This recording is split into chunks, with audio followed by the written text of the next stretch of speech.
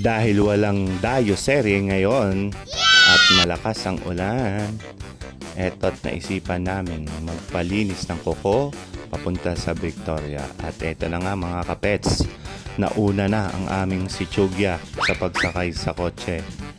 At ayan, naiinip na, tinatawag na ang kanyang mama. At eto na ang aking kamets na kung saan ay bagong ligo. At Wow! ayan, naharang na ni Daddy Only.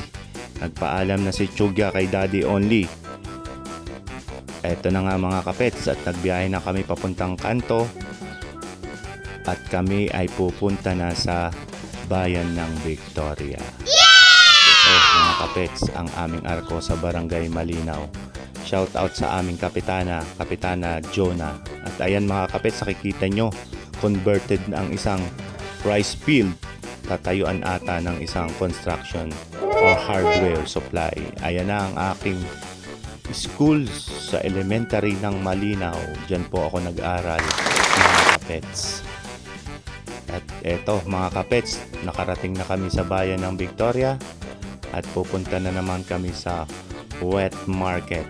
Yung reaksyon ng aking Disney Prince, ang sabi niya, hindi na daw mabaho doon wet market dahil walang mga isda at saka mga karne. At tuloy-tuloy ang aming paglalakad papunta sa aming pinagpapamanicuran dito sa bayan ng Victoria. Ito na mga kapets, dami rin mga tindang mga prutas.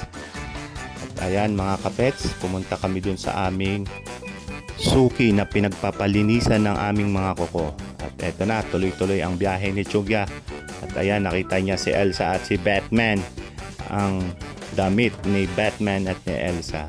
Ngunit sa kasamaang palad, marami siyang nililinisan at tinayusan ng buhok. Kaya dito kami napapunta kay Miss Erica. Ayan na, si Miss Erica. At una akong nilinisan bago si Kamets dahil yung isang maglilinis ay kumakain pa. At ang daming kwento ni Erica sa kanyang mga experiences sa Thailand. Doon daw siya nag-stay for almost 20 years at meron daw siyang boyfriend o asawa sa Thailand na general. At ito ng mga ka-pets, dumating na maglilinis kay Kamets. Kaya siya'y lilinisan na din ni ate. At ang aming Chugya ay at home doon sa isang upuan na kung saan ay siya'y nanonood sa cellphone ng kanyang CoComelon. Ayan. Napansin ni Erica na talagang at home ang aming si Chugya. Wag lang daw sanang tumulad sa kanya sa paglaki. Swerte talaga si Erica dahil ako ang napili niyang linisan. Sobrang lalim ng mga balon sa aking kuko. Kaya ito mga ka-pets, tuloy ang paglilinis ni Erica sa aking kuko. Naka-experience siya ng iba't ibang posisyon kung paano dudukutin ang mga ingron ng ating kuko. Ayan na, patuloy ang paglilinis ni Kamets at ni Kapets. Ayun na nga si Chugya at nakahiga na sa upuan at home na at home. Ayan, may patagilid na si Erica dahil hindi niya daw makuha yung ingron dun sa aking kuko. Lumalim na at dumating na ang mga customer dito. Unti-unti nang dumadami ang nakapila at nagkukulitan ng mga tropa ni Erica patungkol sa kanilang experience kagabi. Ayan na, napakaganda daw ng experience niya. Nawalan daw siya ng tsinelas. At tapos na kaming magpalinis at eto na, bibili na kami ng panggupit sa aming Bermuda grass. Wow! At ito na si Kamets, naghahanap ng panggupit. At itong aming si Chugya ay naglilikot, naghahanap ng laruan. Dito yan sa may GTH sa Victoria. Ayan na.